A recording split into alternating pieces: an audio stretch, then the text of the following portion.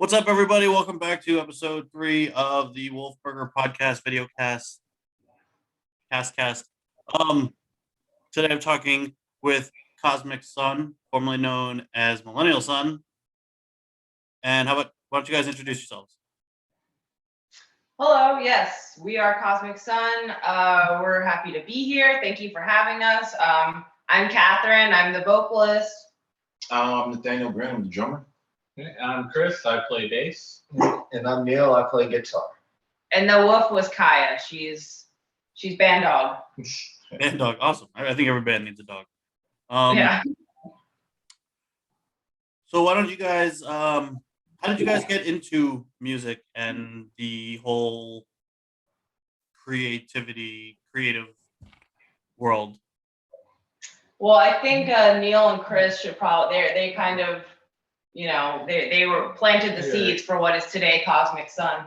Yeah, me and Neil first started as a classic rock cover band back several years ago. It was always us two, him on guitar, me on bass, and just like a round of people playing everything else. Yeah, after a while we had found Catherine, she was writing her own lyrics. We wanted to do original music.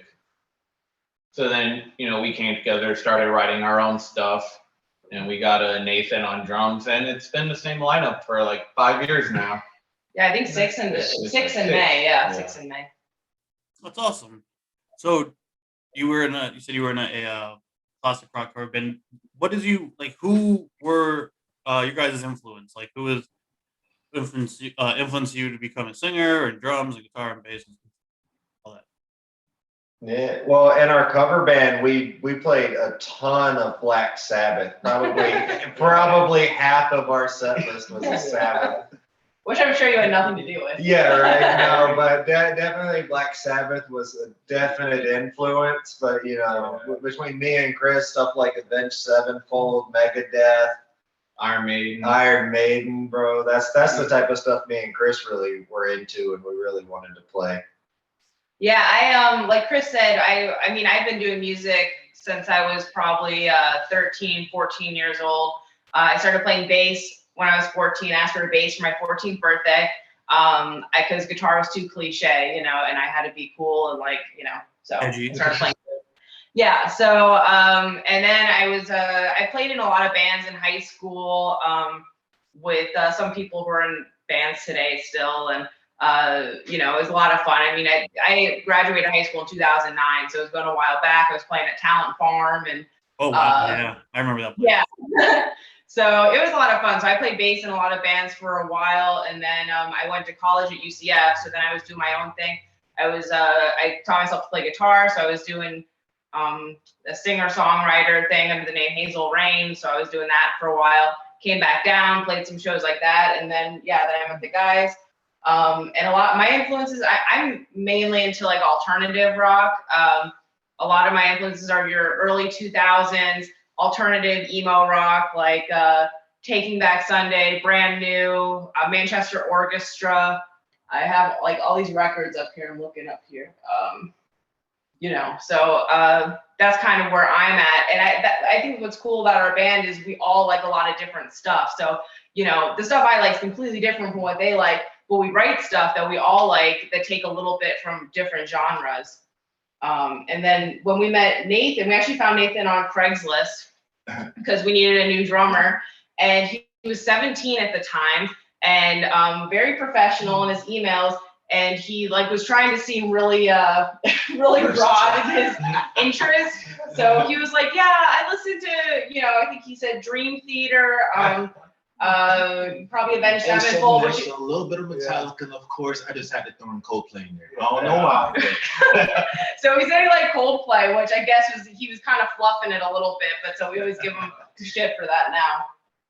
That's funny. I noticed you put Taking Back Sunday before Brand New. Is that you picking sides in that beef that they used to have, or is that just? No, actually, I've always been, I like them both, I mean, a few years ago, there was like some shady stuff that came out with Jesse Lacey, the lead singer, that he was kind of, and that turned me off a little bit about them. But before that, I mean, I was always diehard Brand New fan.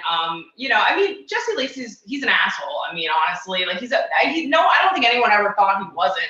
But their music, you know, I mean, I love their music, and it really helped me a lot growing up. But I mean, I always loved Taking Back Sunday too. And, you know, I thought the hot goss from the whole situation was always fun and juicy tidbits to share with people that didn't know about it. But no, I mean, I've never really picked a side. I actually saw them both. I feel like they played a show together recently, or maybe it was just close together. I don't know. But yeah, and then John Nolan went back to Taking Back Sunday like recently, and I don't know. But yeah, I just like the music. You know, that's what I try to focus on. No, absolutely, I hear you. I noticed last year you guys dropped 4 singles. I guess it was an EP, right? Technically, it was Spare Ribs. It was like throwaways, pretty much.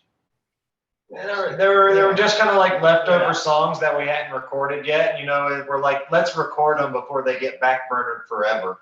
Yeah, that's always a good thing to do. Yeah, so we had there was like a special. We practiced at Marquee, and you know they always have these specials going on. So we're like, you know, let's just record these songs.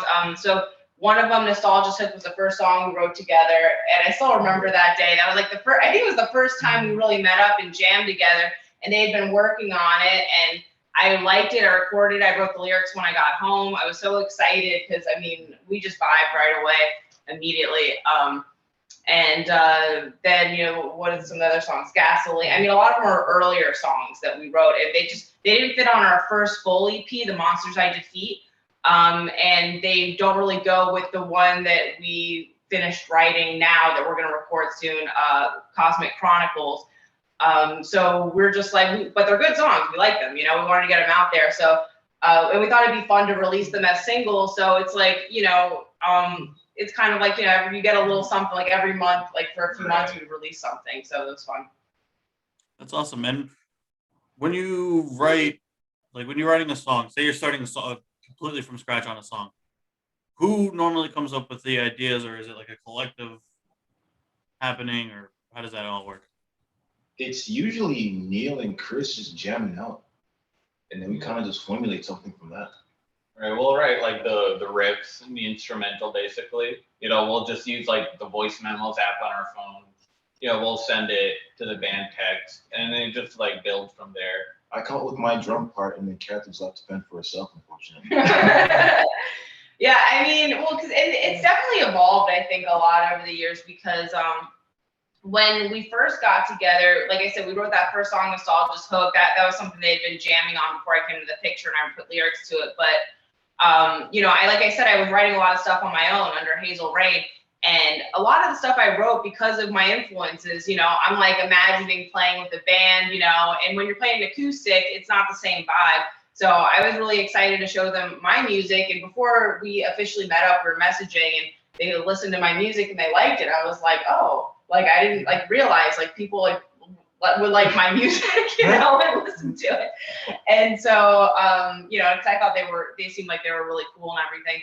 So we took a lot of my songs that I wrote acoustically by myself, like, you know, the lyrics, the guitar part, and brought it to them. And that became a lot of our songs. I mean, of course, like, you know, Neil, Chris, and Nathan, like they put their own spin on everything and really beefed it up a lot. But like some of the songs that I brought to the table were Up, Up, Down, Down, which was, I think, probably our most popular song off the Monsters I Defeat EP. And then Chaos. Yeah, Chaos in My Head. That was another one on there. And Band-Aids. Yeah, I think that's it, right? Those three. Mainly, I think those are the three. So I used to play those all the time. Like I used to play open mics every single night, you know, and passing out these Hazel Rain CDs that I made on my computer, and you know, and so those were some of the songs. So I brought them to them. They really liked them, so we, you know, mixed it up together. So that's how it happened in the beginning. But then we're like, well, let's write some new stuff from scratch. And so that's kind of how we came up with the process now, where it's usually Chris and Neil will find something, and then we all kind of add to it. And what I always thought was cool is that, you know, like Neil especially, me and Neil used to live together. So we have like, I think we have a special, I'm trying to look at Neil. I know. We have like, you know, a special bond and relationship. And, you know, Neil thinks a lot like in music, like that's how he like as far as like emotions and stuff. Obviously, I talk a lot. Like I like to talk and write, and that's my whole thing. I've always loved writing. And Neil, he wants to just sit and like play guitar all the time, you know. So if I write lyrics, like I've written lyrics and been like, hey, really want to use these lyrics. This is like I'll explain it to him, and he can kind of take that and put that into like guitar language, you know, and then vice versa. He'll bring something to me and I'll be like, well, what were you kind of thinking about when you were writing this? Or, you know, so we really work to make sure that the lyrics and the music kind of mash up. It's not just totally random when we put it together. So yeah, it's not just me strumming the same 4 chords back and forth the whole song. Yeah, especially in Sync. I remember Sync is a song on our Monsters I Defeat EP. You know, that was a really special song for me because it was about, you know, being bisexual and kind of like my love letter to the LGBTQ community. And, you know, I talked to Neil about this, you know, we were really working on the song together. I mean, all of us were, but so Neil wrote a really nice solo in that song. If you go back and listen, it's a really fun solo, and he loves an excuse for a good solo. But he told me, you know, he really put a lot of thought into, you know, what we had talked about when he was writing that, you know, and that, you know, it had meaning to it. And I always thought that was nice. So when you write your lyrics, because I know for me, sometimes when I was writing, there'd be times where I would just have this like a day where I would just knock out like song after song after song after song, and they didn't necessarily have any music to them or anything. It was just what was in my head. I had to get out. And then there was other times, and for me personally, I always found it a little like at first, not, you know, after a while I got used to it, but at first I found it a lot more difficult to get the music and then write the lyrics to it at first, because to me I always just wrote and I could figure out how to fit the words into a song. So for like, I couldn't tell you how long like it took me to finally get used to actually waiting for the music to write lyrics. So my question to you is, when you write, do you just have those days where you can write you know, a notebook for the stuff, or do you normally wait for the music and then write? Yeah, I think it's kind of like, you know, the chicken and the egg, like which one came first, you know? And I honestly, I mean, it really depends. I really haven't written anything super new just because I wanted to write in a long time. And a part of that's because I've been very happy. Oh, I get it. I trust me. Yeah, I mean, I got married, you know, a couple of years ago. I guess a little over a year ago. You know, I have a nice house. Everything's stable. Everything's nice, you know. And some people, they just write happy songs. I try to do that. And actually, with our song "Impressive" on Monsters I Defeat, it is like, it's a kind of like a sassy, like get pumped up song. Like the whole message is like yeah, like I'm impressive, and like kind of screw you to anyone who thinks I'm not. And when we were writing that, they wrote the music for that song, and I loved it, but I couldn't think of lyrics good enough for it. And Nathan's like, why are all your songs so sad? Like, why don't you write anything happy? And I was like, okay. So like I tried. So that's kind of where that came from. But to more directly answer your question, you know, I have had days like that. I mean, it's with Up, Up, Down, Down, Chaos, and Band-Aids, those were written within the same week, probably. And the music too, with the guitar. I mean, I remember Up, Up, Down, Down. It was a really dark time. I had, I was struggling with anxiety or panic attacks. I was later diagnosed with bipolar disorder, but before that, you know, I was just having these panic attacks, these episodes. Like, it was a pretty chaotic time in my life, hence chaos. And you know, so I was just, that's the whole EP. That's the whole Monsters I Defeat EP, pretty much, was that that time in my life, which was like 2015, 2016. And you know, so I have had days like that. But since you know, I had the guitar with me, I was like writing the music with it, and then I would even record them like on GarageBand, you know, and I would do the backing vocals. I'd write a bass line for it, and you know, I had a lot of fun doing that. But it's not too difficult for me to put lyrics to the music they write ahead of time. And I kind of like it more in a sense because I'm not a good guitarist. I'm just not. Like, I mean, I know my basic chords. So I'll write something and then I'll try to figure something out on guitar that's kind of cool. But, I feel like I'm not a very good writer of actual music. I'm a good writer of lyrics, but I think that they're so much better at it. And so it's almost like a challenge, when Neil, Nathan, Chris, they come up with something. I'm like, oh, that's cool.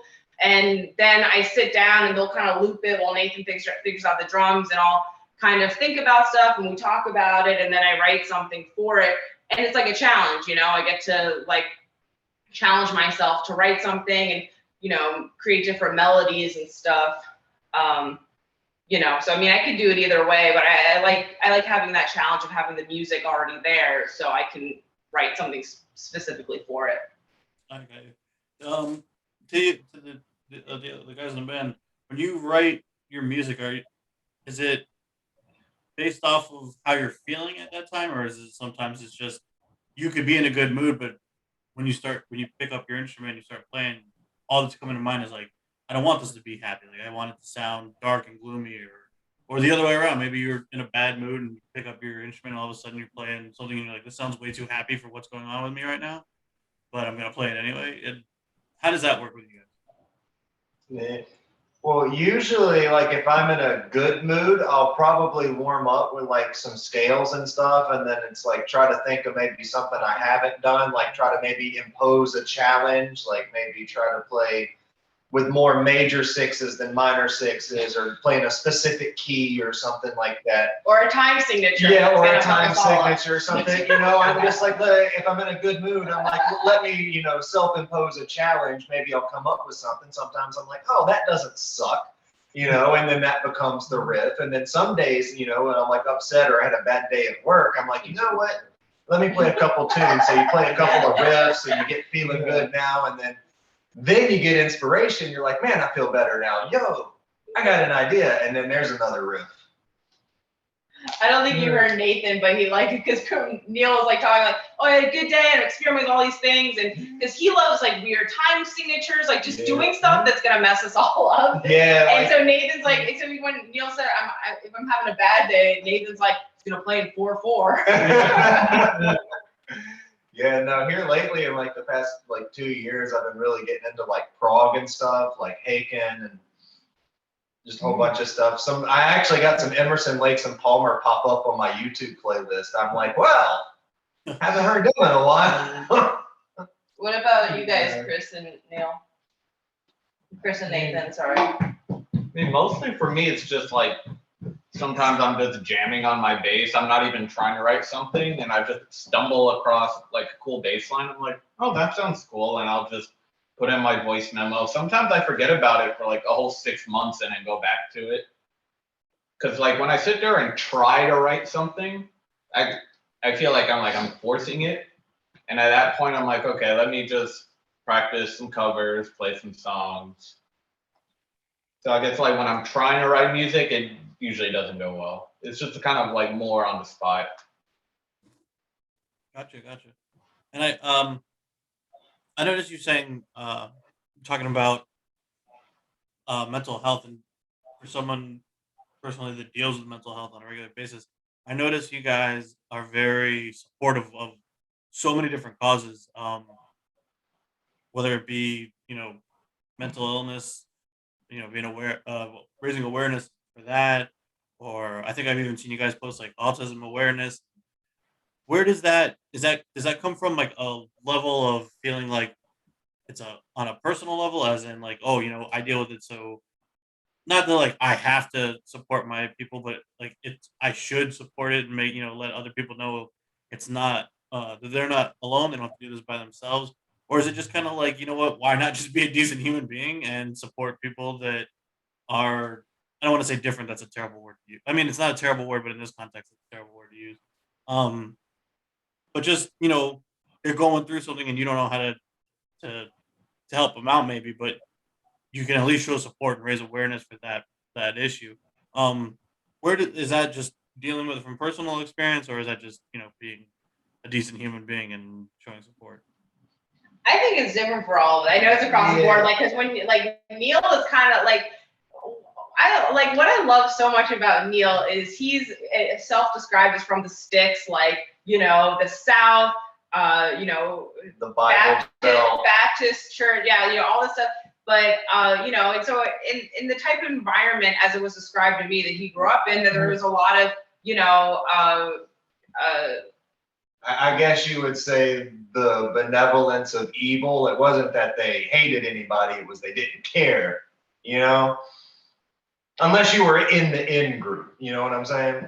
But so I mean, and with Neil, like, because you know, so then, like I said, me and Neil live together. So you take him, you know, someone right out from the South, you know, who I don't think had an opportunity to be super educated about like the LGBTQ community or really just people, you know, out of, you know, his mainstream of like, you know, like the cis white world, you know, and so then, you know, he would ask me questions, you know, and we would, you know, we would talk about it, and you know, he'd approached it from curiosity, which is what I love, because sometimes there's people who don't know a lot about the LGBTQ community, or you know, or really any issue. yeah, or white privilege, or whatever it is, and they just, people fear what they don't understand, you know, and so then they lash out. But then there's people like Neil who are like, hey, like, we're all people, like, why is everyone getting butthurt about this? And I'm like, this is why people are getting butthurt about this. And we talk about it. He's like, how should I approach someone like this? Or what do you think, you know, is something like this? And then, you know, we just talk about it. We have a conversation, we educate each other, and that's what it should be about, you know? Yeah, I know definitely from where I grew up, if you ask somebody, like if somebody tells you what they believe and you go, why, you most of the time get a scripted response. So I'll ask people, how did you come to that conclusion? Which is basically the same question, but worded differently. So now they have to think about it. And you normally don't get that wall of just, well, this is what I believe, you know? So it's like, I'm just, somebody telling me, it's like, hey, do you know you have white privilege? I'm like, well, I don't know what that is. Tell me all about it. You know, I'm just, what do you know? So it's like, you know, Yeah, but definitely when it comes to like helping people out and supporting causes, it's like, it really just boils down to, listen, you're one person, you might not be able to change the whole world, but maybe you can change somebody's world. Yeah, I mean, but so, I mean, that's always how Neil's been. Like, you're a person, you deserve respect, you know, very, you know, matter of fact, like that. Just don't be a dick. Yeah, with Absolutely. me, you know, as a, you know, a queer person who has struggled with, you know, mental illness, I guess, you know, I love helping people, and that's, and I know that sounds like, I don't know if it's cliche or what, but that's what I've always wanted to do with my music and my writing, and that's why I like to share it with people, because I just want people to listen to music like I did to some of the music I was telling you about earlier, Taking Back Sunday, brand new. You know, when I was in middle school, high school, really struggling, and you know, I could listen to a song where I felt like, you know, they understood what I was going through. You know, like the American Dad episode where he listens to My Morning Jacket for the first time, and he tells him, he's like, I feel like we're soul neighbors, and I borrowing sugar from each other all the time. And that's like what I want to do. Like, I want to lend you the metaphorical sugar. And, you know, so I just like people to know that they're not alone, and that we all struggle with these things, and that there's solidarity and kindness out there. And that's what I like to try to do with our music. I mean, even when my friends that, you know, they've listened to my songs a million times, they're going through something I've been through, I'm like, hey, listen to Band-Aids, you know, listen to this song, you know, because I want it to be there for people. I wanted people to just listen to our music and not feel so alone for a little bit. Give you a little break from reality, because reality sucks as it is. Yeah, I mean, that's my perspective. I don't know if Chris or Nathan has anything they want to talk about. Mine's right into the news. So What? mine's right into the news. So Yeah, just don't be a dick. I can't imagine you've been through any prejudice in your life. Yeah, I don't know. Your parents are what, 7th, 8th, 9th? Oh yeah. So I don't know. That's a toss up. I mean, have you? I mean, I don't. You know, if it's a personal matter, don't worry about it. But you know, being especially with everything going on, you know, now and just in general the way things have always been, even though for most of the time unintentionally we turn a blind eye to it just because it's such a shit thing to think about. But I mean, being a person of color myself, I mean, have you dealt with it? And I know it's weird in, you know, this quote unquote music scene, or just scene in general, where it's like, it's still like as welcoming as it has become. It's still, there's like this weird stigma. Like, I remember going to a couple of shows and remember seeing like a black kid or like a Spanish kid, and I was just like, holy shit, I'm not alone. Like, okay, there's other people. You're like, thank God, because like I'm always like the darkest one in the room. So, you know, being a person of color, like, have you dealt with the negative aspect of it, or has it always been like a welcoming, peaceful place for you? Yeah, it's always been welcoming for me. Like I personally never really dealt with anything like negative towards it, but as you said, it's always an element of surprise when I go to like a show or whatnot, and there's like another person of color there. It's like, oh, you know, nice Yeah, it's to almost meet like you want to hang out with them, even though you don't know them. You're just like, please, Yeah, like, stick by my side. Do you guys have like a nod or a handshake or something? I mean, we kind Yeah, of like send the special. the universal handshake, universal death, pretty much. Like, Yeah, like I just, even when we started this video chat, I saw him. I was like,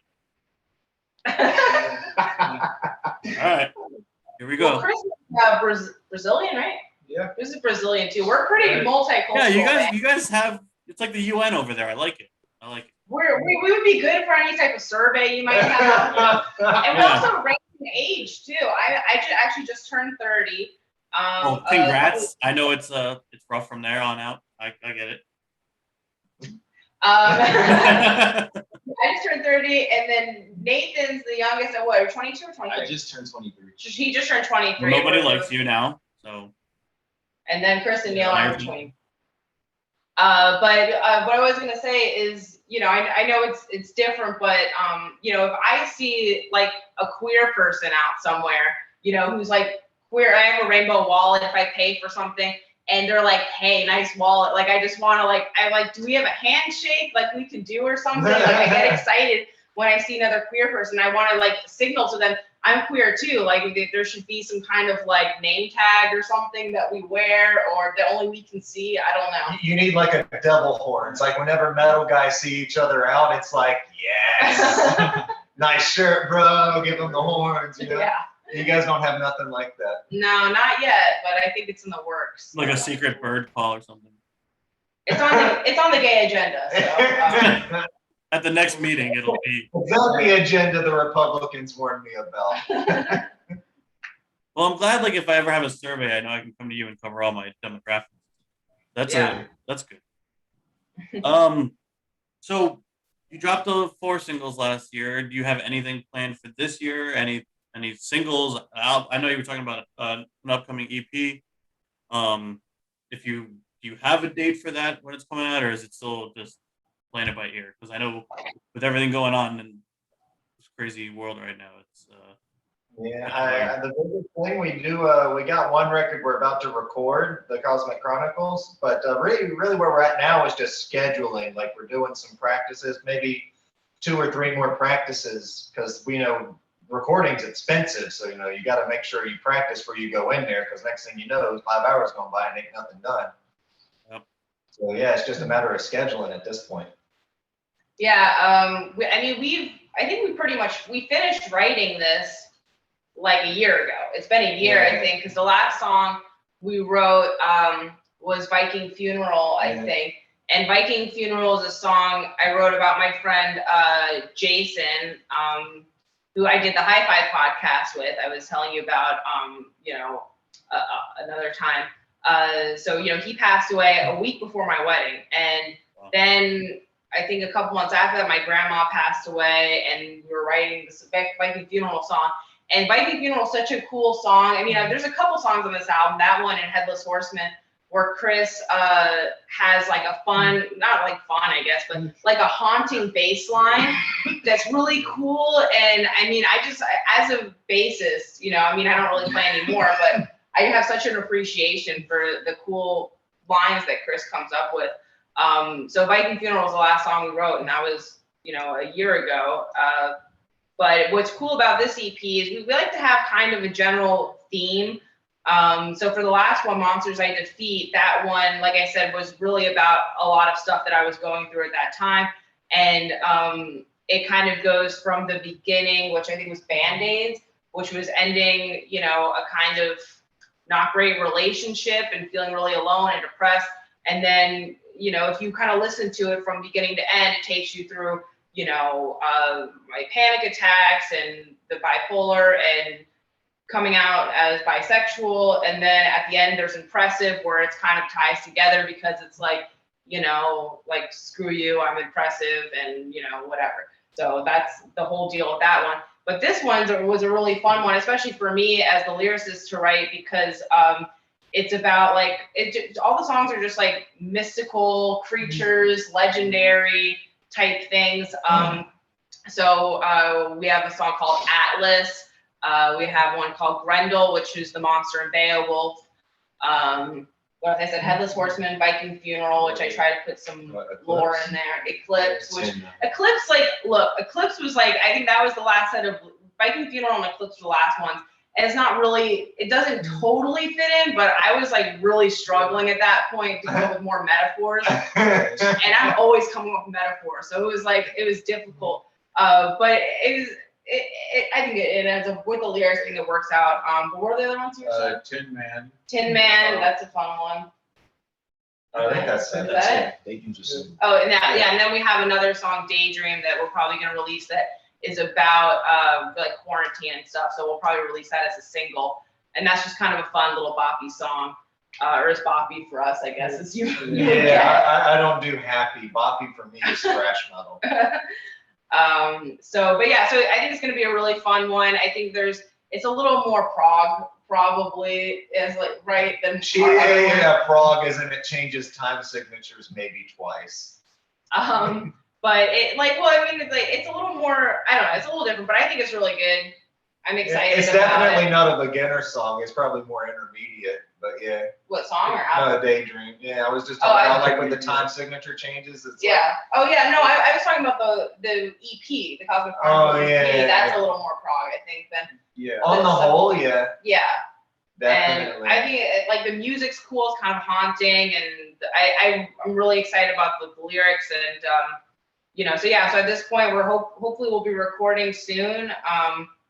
At least by like the summer, and then we'll try to get it out when we can. But I think it's going to be a really cool one. Yeah, we'd probably be looking at late summer, early fall for a release. Yeah.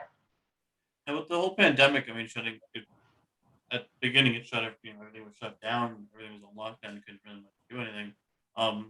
Some things are starting to open back up. There's been a couple of shows, local shows. How has it been not being able to play? Like, I remember when I first stopped playing music for like the first month, it was like cool. I was like, okay, I don't have anything to do this weekend. Nice. Like actually go to a show and watch it. But then like after, a little while, it was just like I started going like crazy. I was like, I have to go. I want to go play a show. I don't care if like I'm doing karaoke. Like I just want to do something.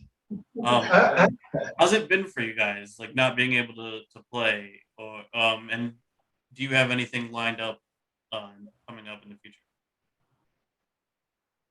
I mean, it's been a bit of a struggle for me because I like gauging people's responses. Like if we have a tune we're working on and it's like, okay, we'll just slip this one in there, see how they react to it, and if That's what she said. Right, so it's like we notice people are like bobbing along to it. We're like, okay, we're on to something here. But if like everybody starts walking to the bar, we're like, okay, maybe this one needs some work. But yeah, and then also it's just fun to play and hang out with people. Yeah, I mean, look, I love performing. I've been performing since I was little. I did dance, and I had so much fun doing that. And then, like I said, I started playing shows in high school. So, I mean, I love performing, but I hate driving to Miami and playing a show at midnight or 1 a.m. I'm sleepy. Like, I'm in bed by 11 p.m. on the weekdays. And I don't I live in Davie, and I try not to even go, if I'm going to a restaurant, I don't like to go too far. I just wish that shows were like Saturdays at 3 p.m. Like right now, it would be great. I would love to just go play a show right now. And why do we have to wait until like 10 o'clock to leave the house?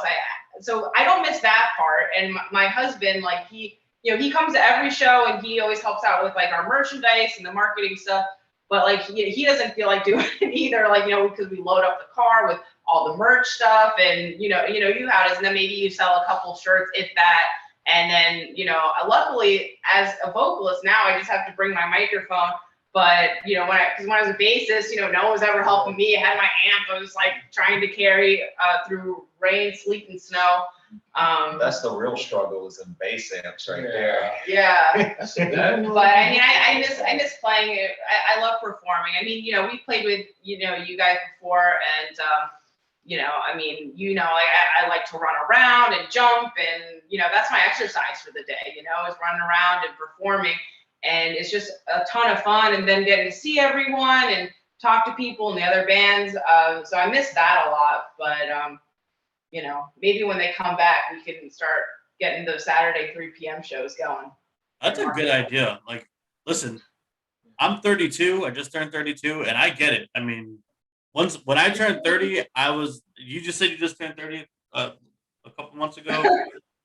Listen, I get it. When I hit 30, I was like, I just want to play the earliest and get out and go home. I just want to go and hang out at Club Bed. That's it. Like, I don't care. Like, we don't book us to play at 11 o'clock because I don't care.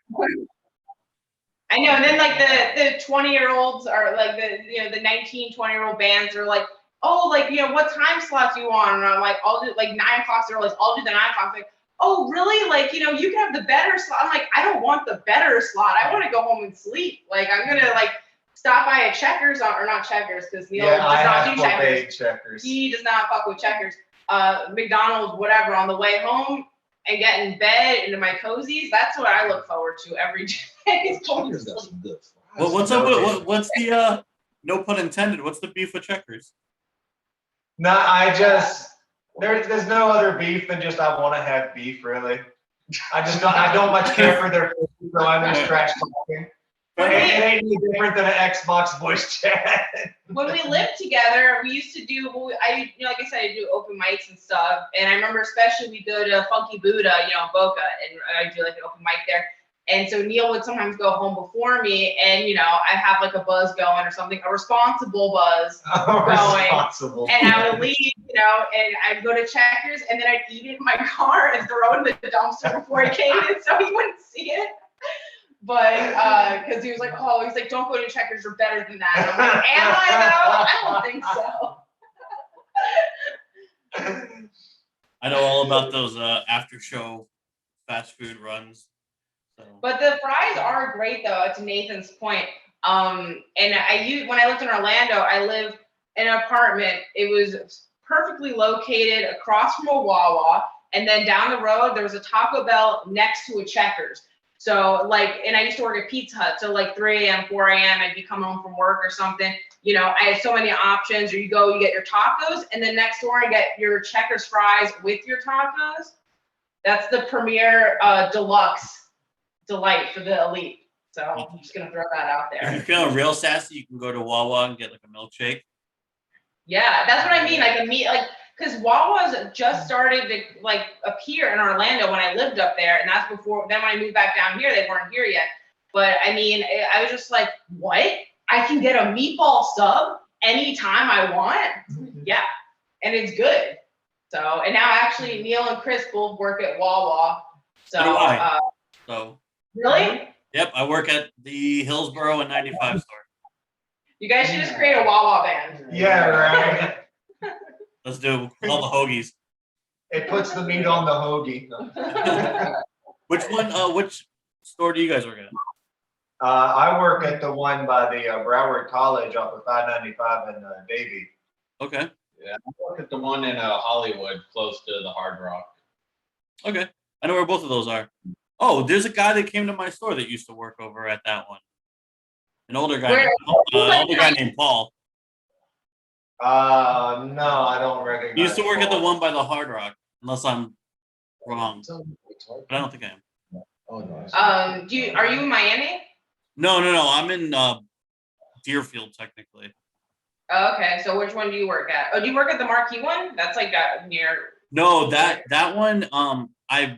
I think I covered a shift there one time. I'm actually, if you go a little more north to Hillsboro, I'm right on Hillsboro and 95.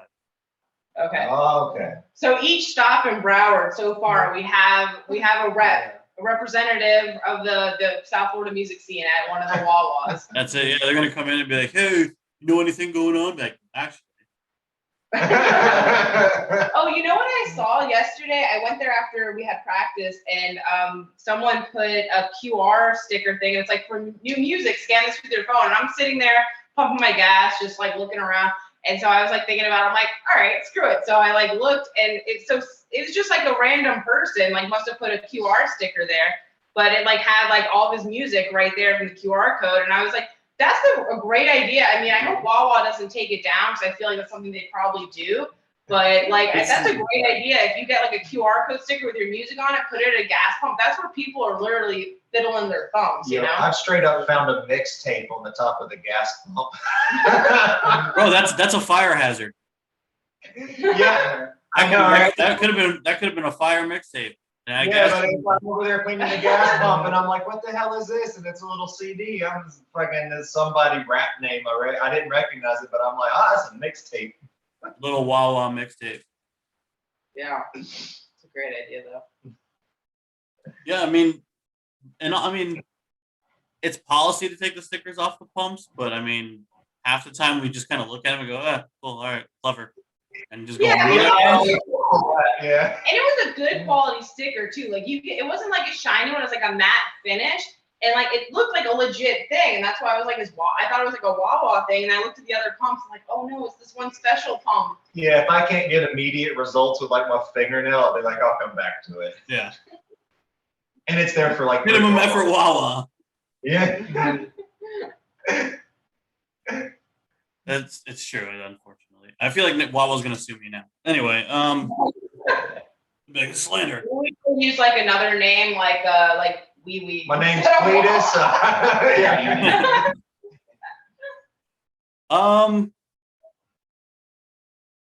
I mean, we talked about a bunch of stuff. You guys, anything else you guys want to plug? You got any? Have you booked any shows for this year, or are you guys still waiting? No, well, I've noticed like a lot of the bigger names are starting to do like summer and fall shows. So I got my eye out on Instagram for like, I'm thinking maybe it'll trickle down. And once they start doing that and they can show it can be done safely, then we can start figuring out how to do it more safely down here at a smaller scale. Yeah, I know so hopefully by like the winter time and the holidays, we can start doing shows again. I know tonight there's a show in Lake Worth at Propaganda.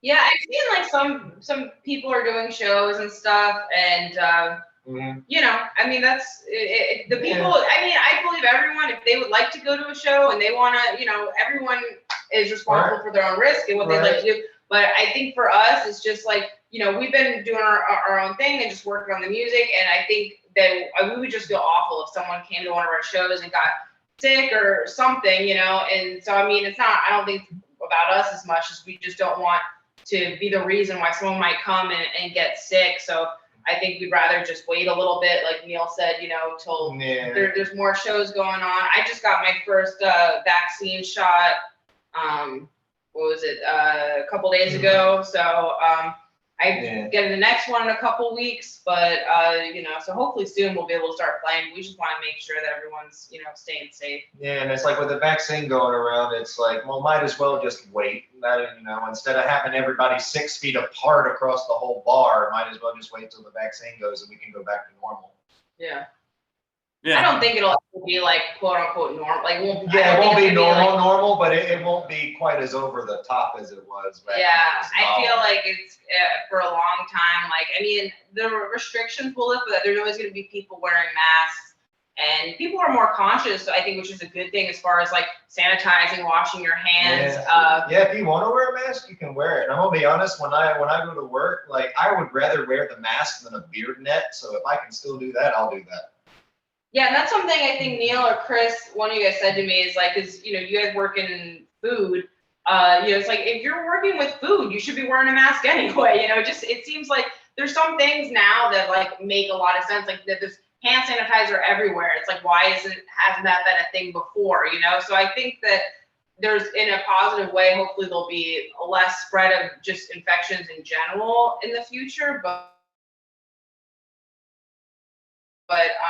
we're not doctors. We don't know what we're talking about. Yeah, right. No, it's like we just want everybody to come out and have a good time. We don't want nobody to get sick, hurt, or nothing. So it's like if a little bit of patience will help in the long run, it's worth it. Yeah.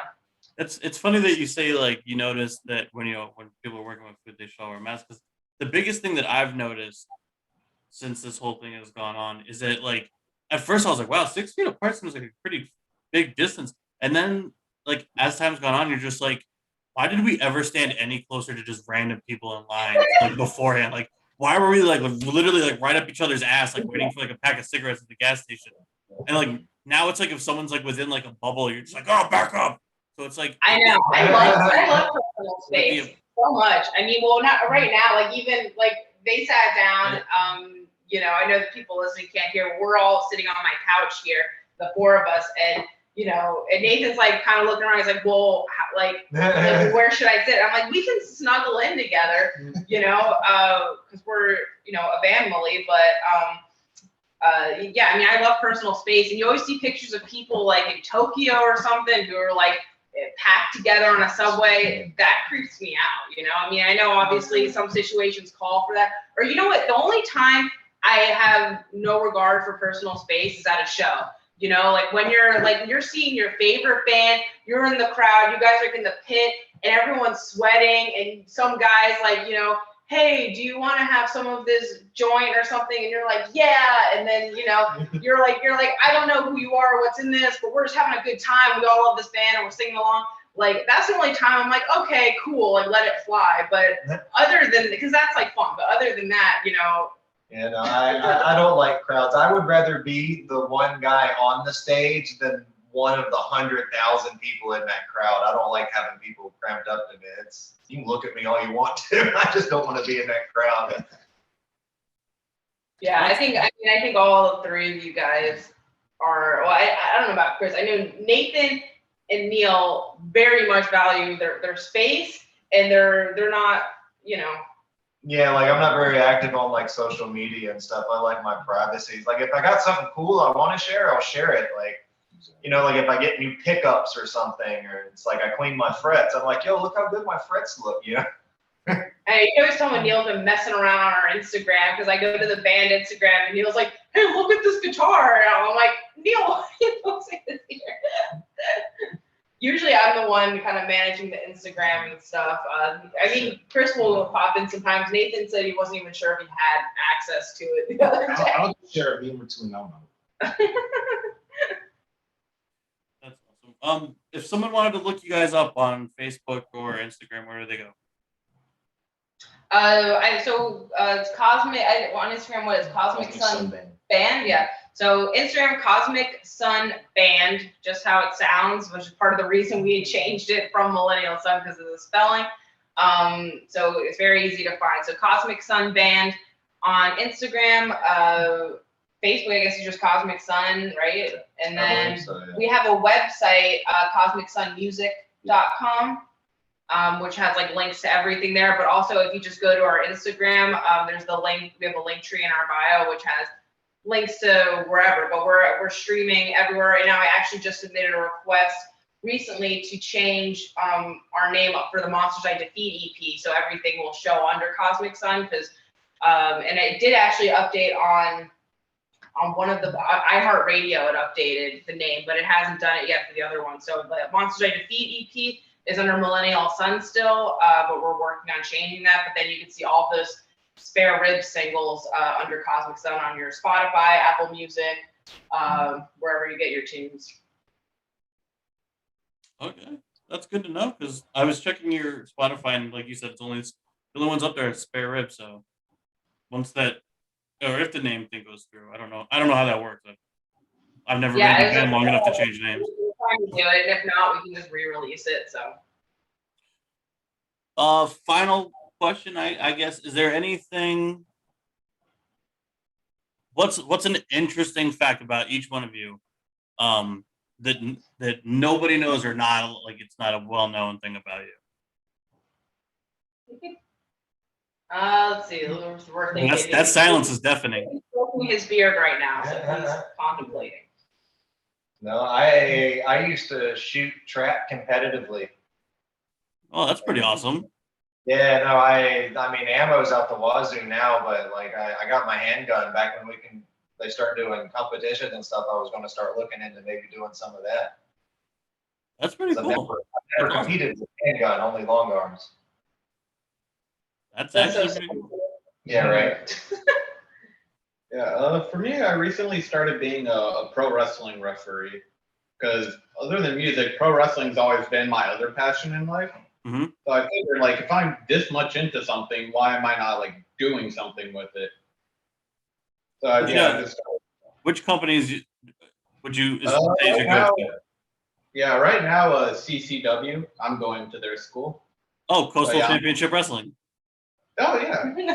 I know. Trust me, I'm a wrestling fan, man. I get it. Chris just lit up. He's like, someone knows what I'm talking about for once. Right. Yeah. I've been reffing their shows. I just started this year. Oh, awesome, man! Congrats. That's really cool. Nathan, do you have any? There's like so many. There's so many. Nathan, we've known Nathan for 6 years. I still know so little about him. Do you know his last name? He's like.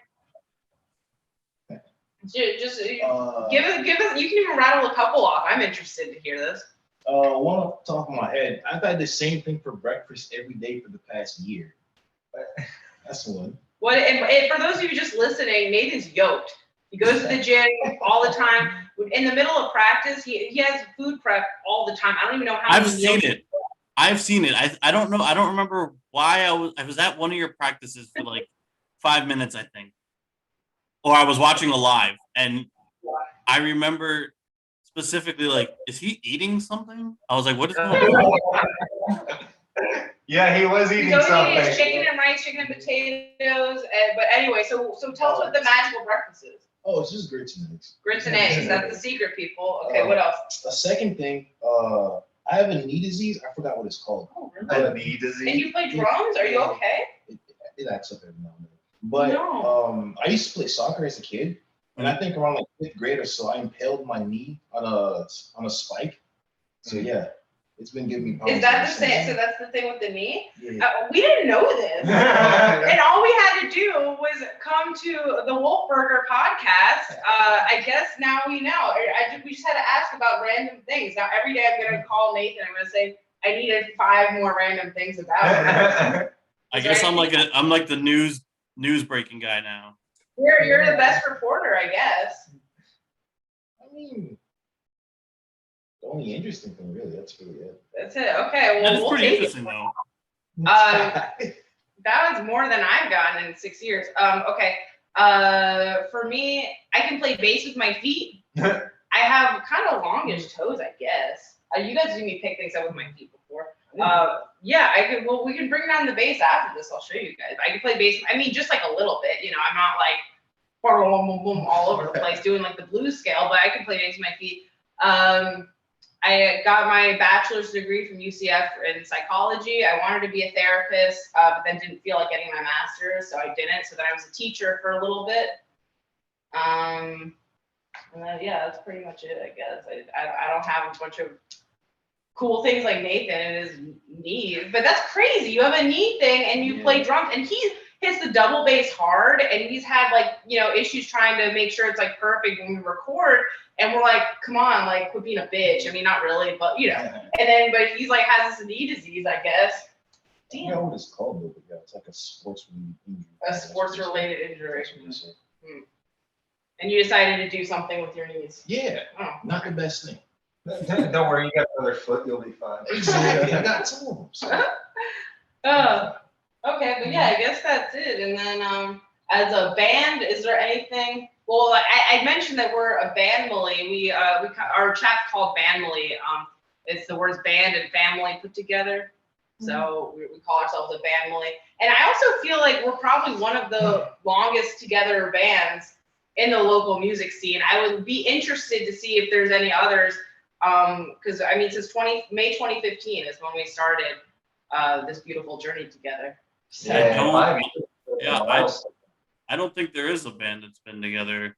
Not that I yeah, can a lot of think of. people, I noticed a lot of people have been breaking up during, quarantine, COVID, because people can't practice, they want to do other stuff. But I mean, look, would it be cool if like we blew up and everyone was like jamming out to our tunes all the time? For sure. But we've also changed our mentality from we want to try to make it big or whatever to just like, look, we come to the studio, we practice, we have fun together, we like love being together, and we make cool stuff together, and we want to share it with people. And that's the mentality. And then if something happens from there, cool.